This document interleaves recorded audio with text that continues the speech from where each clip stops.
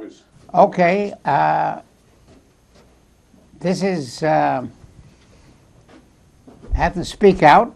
My name is Robert Whaley. I'm a retired historian, and we're going to have a discussion with Dave DeWitt from the Athens News. This is called Athens Speakout 396. Today is Valentine's Day, the 14th of February, 2017.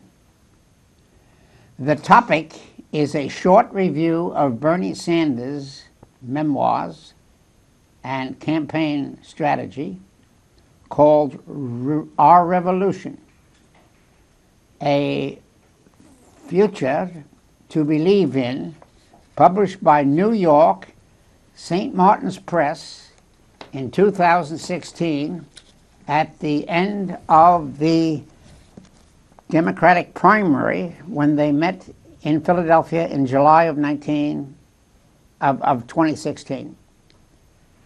And this is a 450-page book. And it is both a campaign biography and an autobiography and a political manifesto for the next 2 years, which could be useful against the Donald Trump administration. Now, before I get into the actual discussion, I saw a New York Times report on the 13th of February, which is an exciting poll. It's a dramatic poll. And I learned something about the history of presidents through this poll. But it's conducted by Charles Blow, and it has statistics on the various last 6 presidents. They begin with Ronald Reagan in 1988. And then they go to George W. Bush, 1988 to 92. And then right in order, Bill Clinton from 1992 to 2000, and George W. Bush, 43, 2000, and then Barack Obama, 44th president, and Bernie Sanders, the 45th president. And the polls are kind of surprising. Donald Trump, they only rate him in the first 45 days. He rates number 8. He's got more negatives than any other president in the amount of time he's been. Now, according to this poll, the worst president, according to the poll, is George W. Bush, 43. He had 1,205 negatives. And Barack Obama, 44th president, did a little better. But after Bush, the second worst was George W. Bush, 41. And the negative polls, these are negative polls. In other words, Bush 43 got 1,205 negative polls in his presidency. And so far, Trump has gotten 8 in only a few days. That's the importance of these polls. So I then got a new insight to the quality of presidents we have had since Ronald Reagan. And I would rate them, not according to the polls. I think the polls kind of back me up in a little way, but I would call Ronald Reagan. He was my worst president in 1988 when he finished. But since then, I think I would rate him number 1 because of his disarmament achievements. Reagan's reputation has gone up. So if you're going to evaluate a president, you have to look at what the polls said when he left office and what the later historians do in changing that reputation. So that President Truman was the perfect example. His polls were down to 25% when he left office. But over the years, he's gradually come up by historians. So Ronald Reagan's reputation, he was a lot better as a president than I thought he was. That's the difference between a historian's analysis and a pollster who was always looking to the future. So the second best president was George, in my opinion, George 41, George W. Bush. He had favorable polls in the beginning, and they were pretty steady. But he ended up with the same kind of a reputation. Clinton was a disappointment, but now he would be at number 3. But as president, Art Gish told me that he would not do well, and his reputation went down because of the Yugoslav war, and he then kept the war policy going, and that was held against Hillary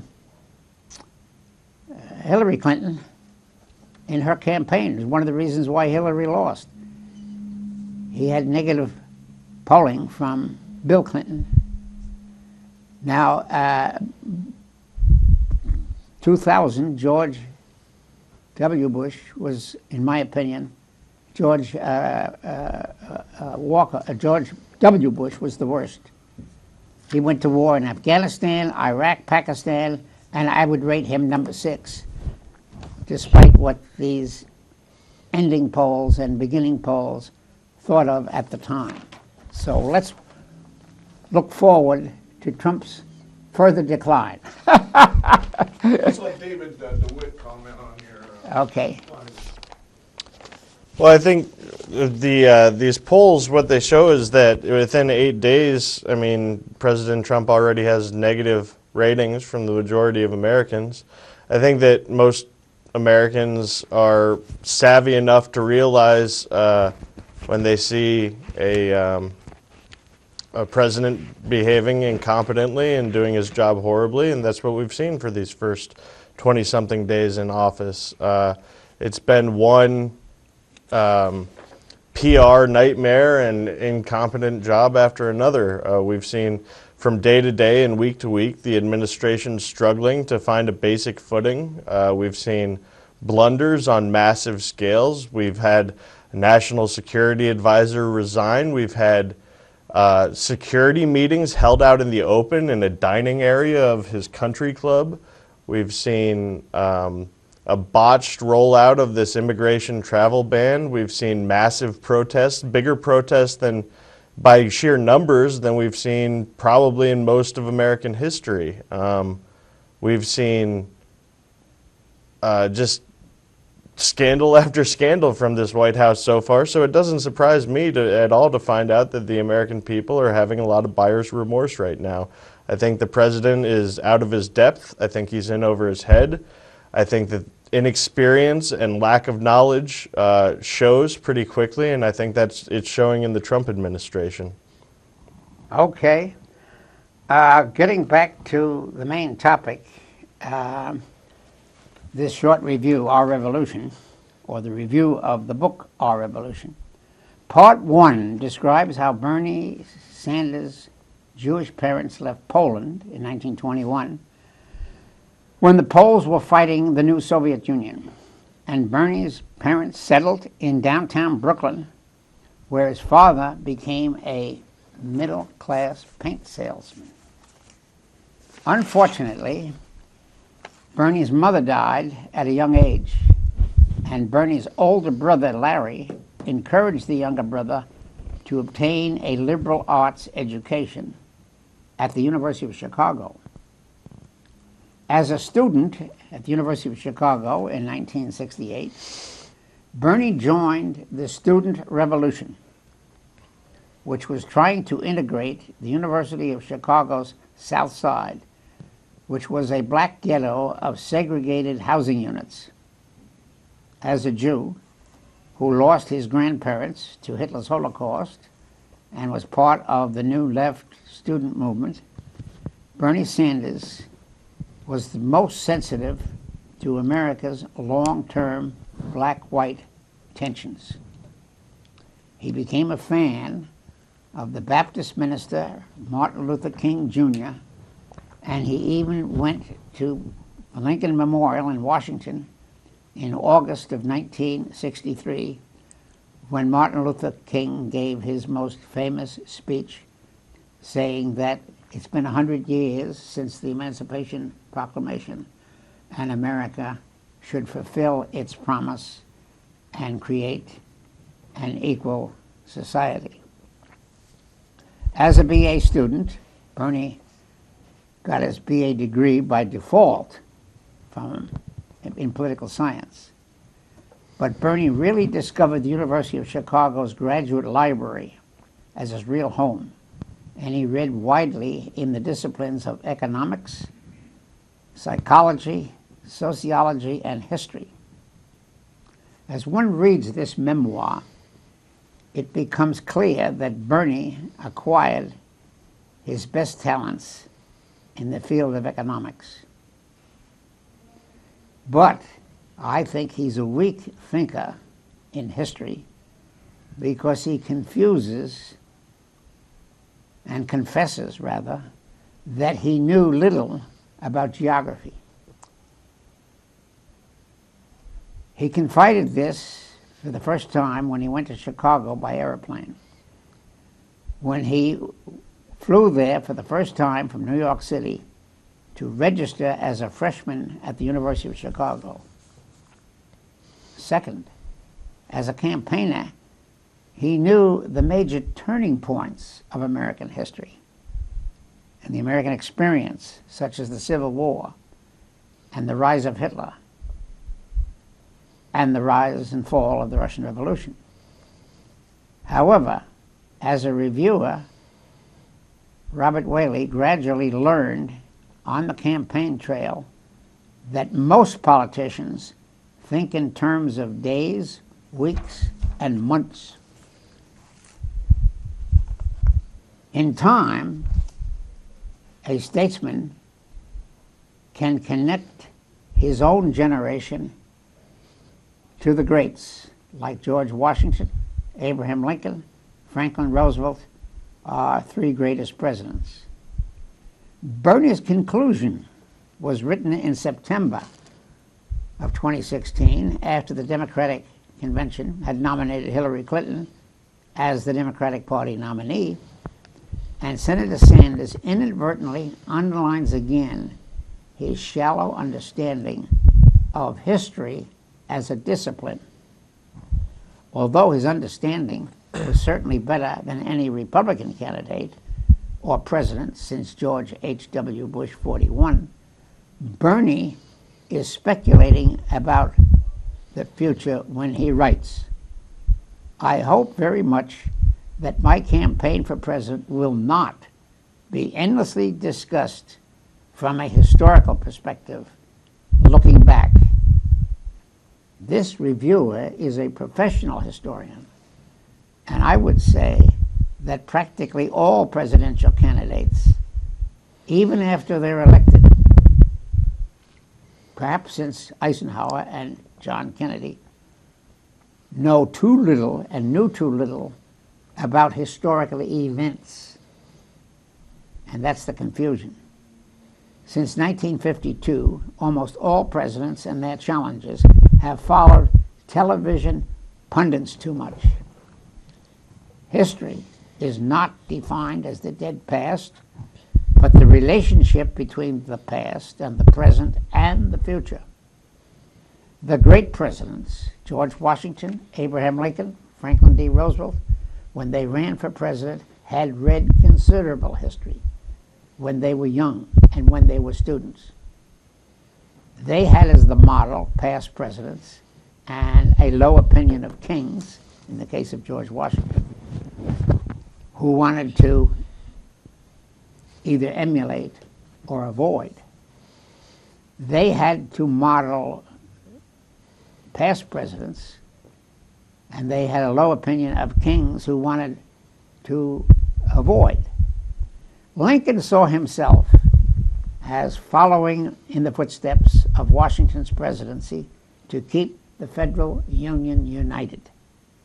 Franklin Roosevelt modeled himself after both his cousin Teddy Roosevelt, a Republican, and Woodrow Wilson, a Democrat who was the 28th president and carried the country through World War I.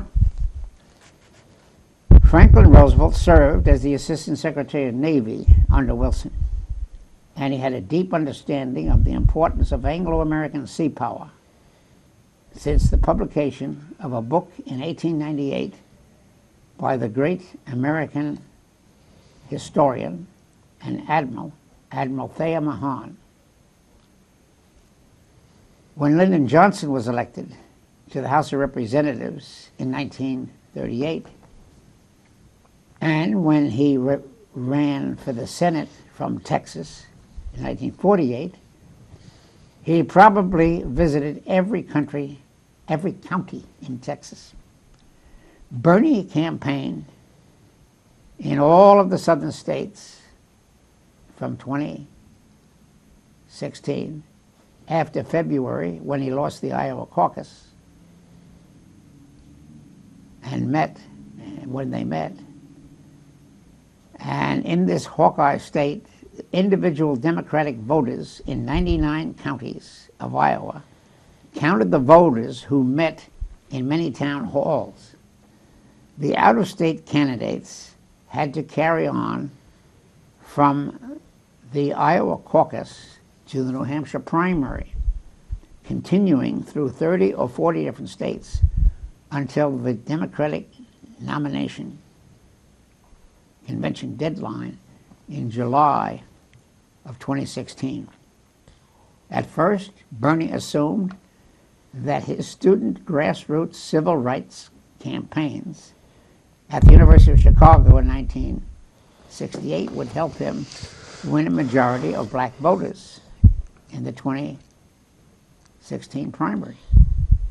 In fact, every southern state in the primary, from Virginia to Texas, by knowing through experience, Hillary won by knowing where the black members of Congress and the state legislators and the mayors and the judge lived. Former President Bill Clinton knew how to campaign in every town and county in Arkansas. Bill Clinton appointed more blacks to the Arkansas administration, and when he became president, to the federal bureaucracies than any previous governor or president. Republicans called Clinton the first black president, which was obviously campaign propaganda. In 2016, the former president, Bill Clinton, the incumbent black Barack Obama, and his vice president, Joe Biden, all helped Hillary get votes on the campaign trail. But Hillary lost in the end to the Republican Donald Trump because the former First Lady hid behind bankers, TV cameras, and New York Times and other big city newspapers. Most important for Athens County, a small town of about 22,000 people, is to read how Bernie was elected as mayor of the town of Burlington as a Democratic Socialist. In January of 1981, he won the race for mayor with only 6 votes. He had previous experience running 4 times in Vermont's unique primary system. A Liberty Union Party was established in 1976, consisting of a couple of dozen individuals who ran for 3 or 4 times for Vermont's 4 public offices because Vermont is a very small state. The open seats in Vermont's government were 1 the governor, 2 Senate seats, and 1 House of Representatives seat. So those open elections, in the eyes of Vermont's Secretary of State, who could count the votes of all the candidates, could save money and on advertising costs by this open primary Vermont unique system of elections. The voters were attracted to a variety of the best potential idealistic young leaders of the state. The nonpartisan Liberty Union Party, including Democrats and Republicans, and a few non-affiliated independents, who could all run as nonpartisan for 1 of the 4 national public offices in Vermont.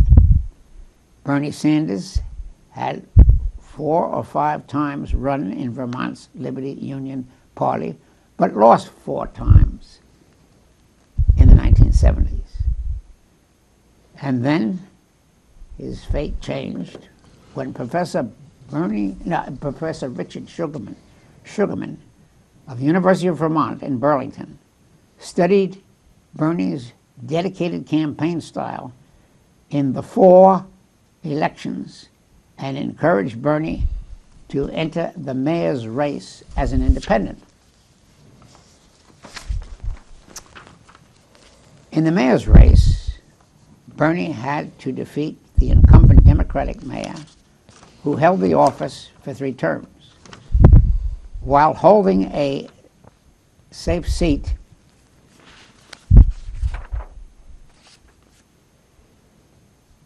in the office of mayor, the old mayor became complacent. There were areas of in Burlington infected with crime. Lake Champlain's most important natural resource was becoming more and more polluted. So Bernie Sanders obtained the endorsement of the Burlington Patrolmen's Association because Bernie Sanders listened to their demands for a police officers union. Bernie was elected mayor on the 3rd of March, 1981, by a margin of 14 votes. As mayor, even after in office in April of 1981, Bernie had been installed in office and he was still resisted by the old city council. The city council was dominated by traditional Democrats and Republicans. Sanders had to fight for a new agenda for his re-election as mayor. He established a mayor's council and subcommittees on youth and arts and women and senior citizens and health care and tax reform. The old city council rejected his proposals, and it took Bernie's persistence to get a new group of independent volunteers, and after many months established a little league baseball team for kids from the low-income districts of Burlington. The city of Burlington eventually won a national recognition for a beautification program. Bernie's new city council, or as it was called, board in Vermont politics, eventually won national recognition for this program of beautification. Bernie's board cleaned up Lake Champlain and established a new park. Bernie's volunteers made a new slate of candidates to challenge the Democrats and Republicans in every one of the city's city wards. Bernie's volunteers had to knock on doors in below zero weather. In the next election, his progressive group won 3 out of the 6 wards. Eventually, Bernie, as an independent, developed a progressive income tax to replace the regressive property tax. The city had long debates in the local TV cable channel, and Bernie's committees established jazz, blues, and reggae bands and festivals. Thousands of people came from out of town. Vermont's mayor attracted national left-wing celebrities such as Noam Chomsky of MIT and Studs Terkel of Chicago to speak before the full house in Burlington. In the young people's centers, Bernie passed a rule: no drugs, no smoking, and no alcohol. But you can have the loudest movie, loudest music. It's okay. The kids came from all districts of the city and Vermont's towns, and Bernie's administration also brought minor league baseball. Forgive me, Robert. Yeah, go ahead. I just walked into the studio and you were talking about Noam Chomsky. What did he have? This Nation magazine, right? No. Norman Chomsky was a professor at MIT. Yeah, I realize that, but didn't I used to read some of his articles? He wrote for Nation. Yes, The that's Nation, true. okay, so I Yeah, was but right. that was a hobby.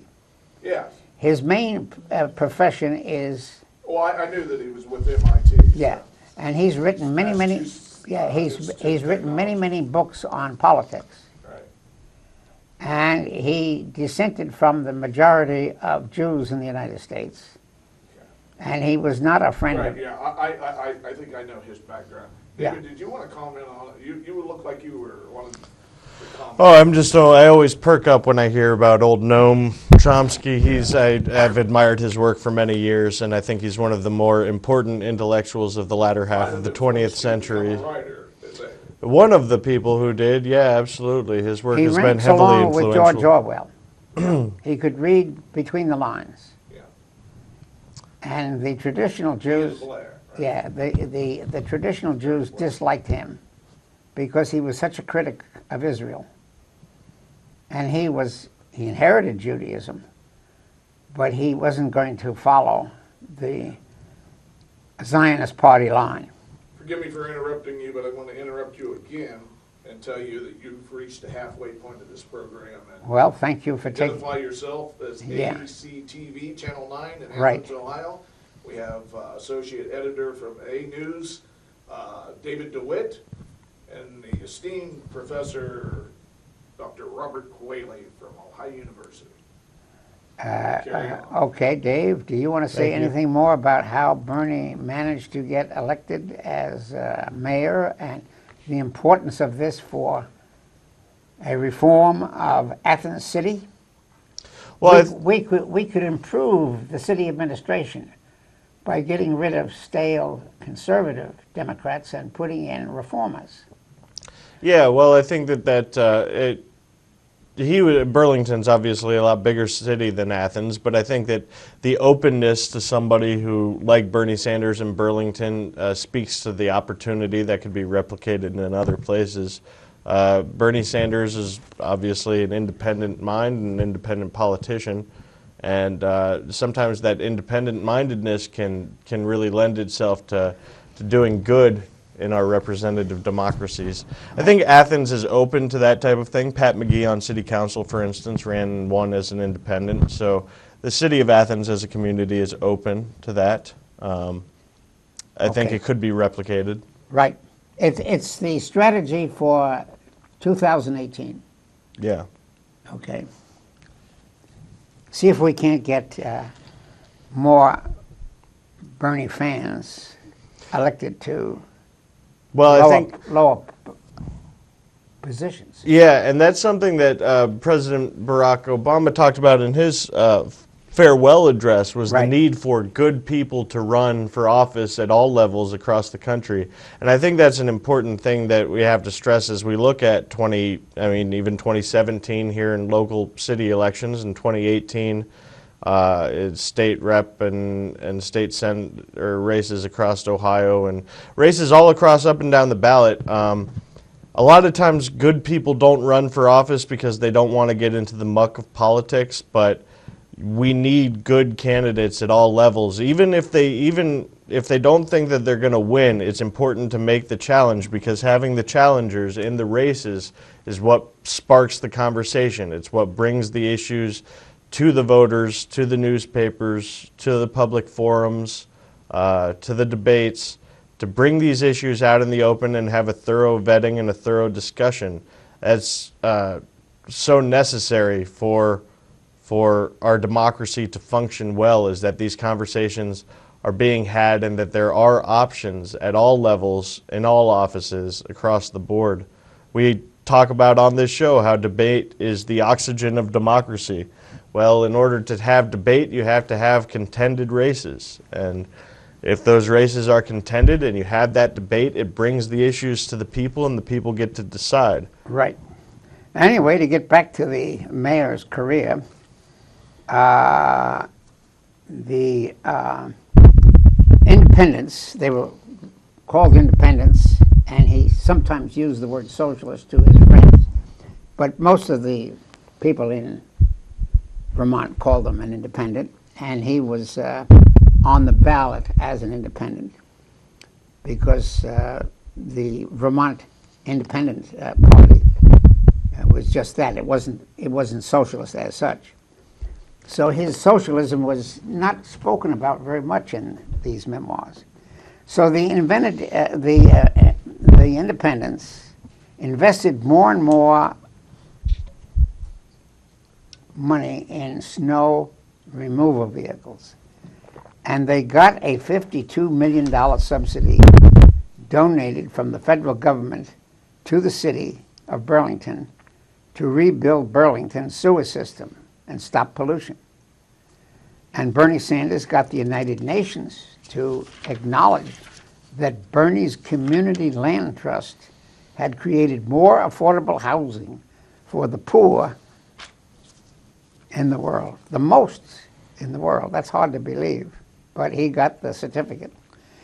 In 1983, Burlington's daily newspaper, Burlington Free Press, urged the Democrats and the Republicans to join forces and defeat Bernie as a spoiler and for re-election. The campaign failed, and Bernie won election with 52% of the vote during his time of tenure as mayor. And the total vote was increased. In 1981, under the old system, when the mayor was running, they only had 9,300 people voting. But in 1983, Bernie was reelected with 13,320 seats. Voters had turned out to vote. So Bernie ran this term in 1986, a third term, and his independent coalition won 54% of the vote.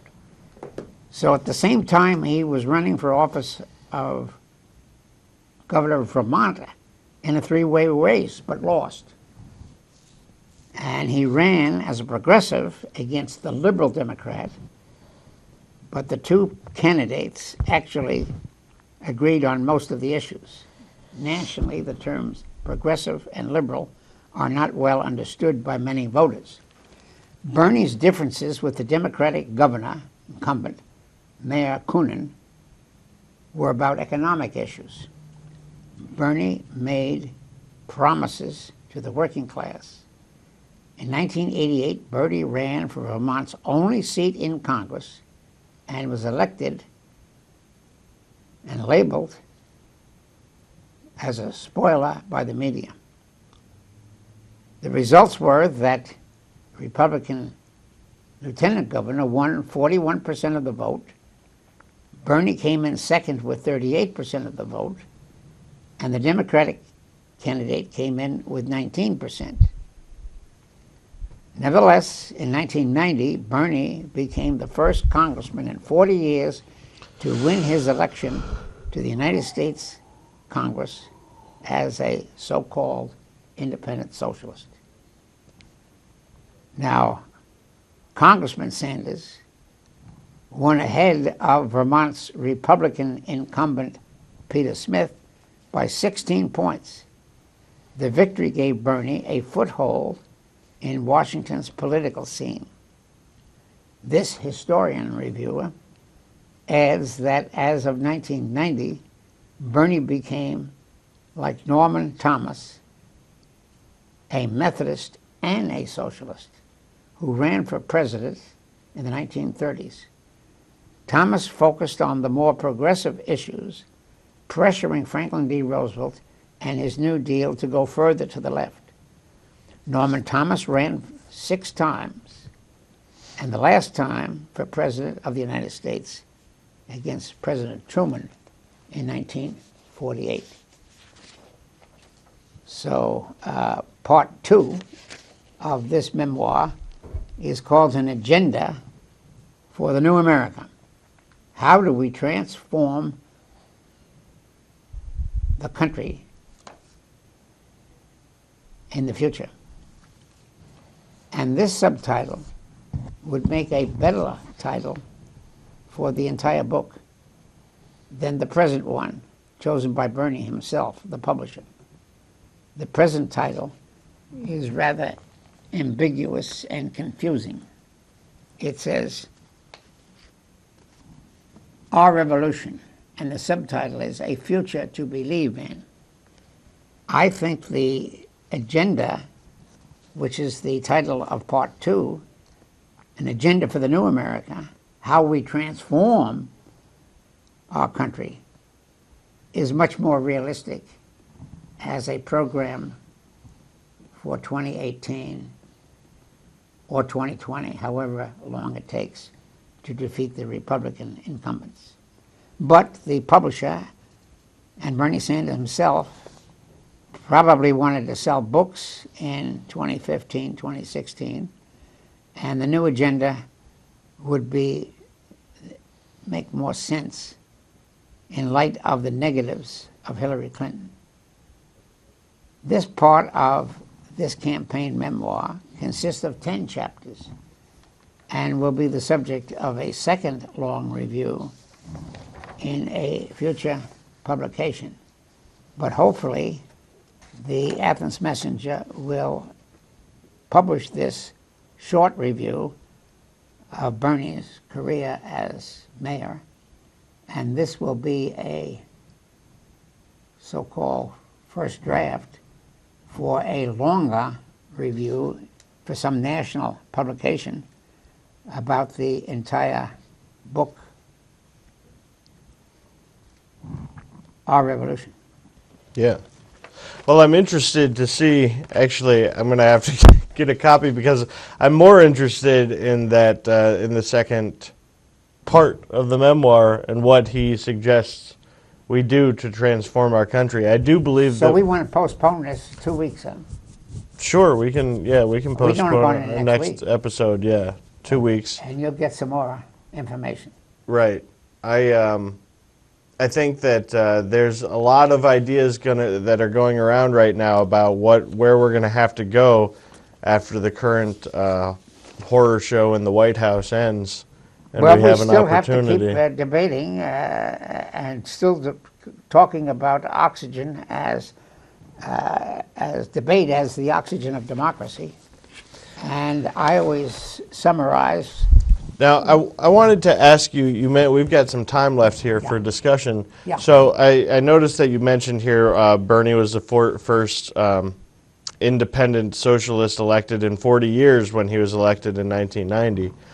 Could you talk a little bit about the history of socialism in America? Yeah, well, Bernie does mention one socialist who was a success, and that was Eugene Debs. Right, Eugene Debs. Who was a labor union organizer. Mm-hmm. He wasn't particularly a politician, but... He ran for president 4 times, I believe, and he never won. But he came from Terre Haute, Indiana, and the Socialist Party was gaining ground. Now, is this the International Workers? No, the IWW came earlier. The Wobblies, okay. They were anarchists. They started in the Haymarket riot in Chicago. So you wouldn't call them socialists? No, they didn't call themselves socialists. Okay. And this goes back to Karl Marx and Bakunin. The first Workers' International was established in 1864 in Europe. The Americans might have had a small party, but they were very small. And the German socialists were the leaders, the French were second, and then the British were kind of slow. They were more capitalistic, but they had some socialists in what they called the Labor Party. And the Labor Party was a coalition of real socialist believers. They called them Fabian socialists, college professor types, and labor union organizers. So anyway, they met in this First International, and Bakunin and Marx got into a tactical debate because the idea of socialism, which Marx organized, was that the Socialist Party had to be an elite party and had to take over the state.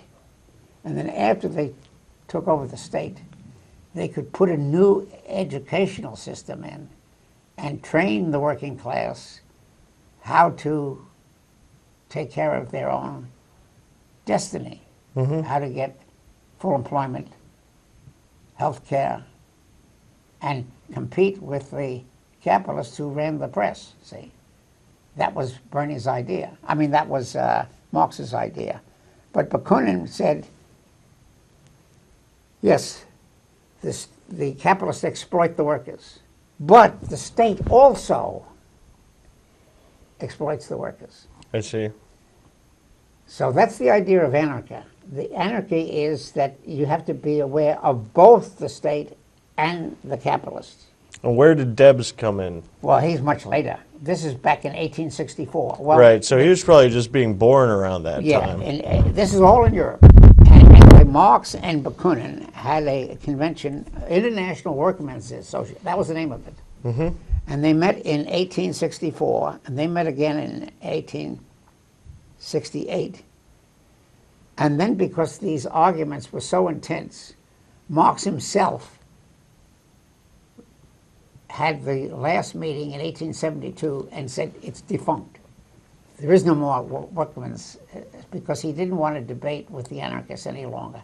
He thought of them as utopium and inconsequential. They couldn't make it. You have to have a leadership. That's what the socialists stand for. So then in Das Kapital, which was written in 1867, this is a huge essay of the economic system. And there are 3 volumes of Das Kapital, but only the first volume was ever translated into English. And the Americans and the British didn't pay too much attention to Marx or Bakunin. But in Russia, we have a natural anarchist movement, because you have illiterate peasants who say, well, get rid of the landed aristocracy. We've got to get rid of them first. Confiscation. And we don't want the government to take over. We want these properties owned by individual farmers, you see. So the Russians then had primitive parties. They were called the Social Revolutionaries. They were the anarchists. And then the socialists called themselves the Democratic Socialist International, because after Marx left, in 1889, they set up a new international called the Second International. Because the German socialists and the French socialists had continued to win votes in ballot boxes. And Marx himself became less revolutionary. In 1870, there was an attempted revolution in Paris called the Paris Commune. Right, I remember that. And commune comes from community, and that's where we get the name communism, the commune. So communism and commune government was originally a good idea for local decentralized government. Well, anyway, Marx said, well, the the commune was a failure. We no longer need to go to the barricades. What the socialists should do is to become parliamentary socialists and try and get socialist reforms through the ballot box. So Marx died in 1884, and soon after he died, his successor Engels carried on his work. Mm-hmm. And Engels, Friedrich Engels. yeah, he kept writing socialist stuff, but the ideas were all Marx. Engels was a better writer, a better pamphleteer. So it then became Marxist Engelsism. And Engels died, I think, in 1896. And the Second International then was talking about no longer needed to go to the ballot box, but we could bring the German Socialist Democratic Party and the French Socialist Democratic and the Italian, they could win elections because there were enough voters now who had a stake in elections. That was called reform socialism, democratic socialism. And they became more democratic and less revolutionary, right? So anyway, the Second International was making big progress.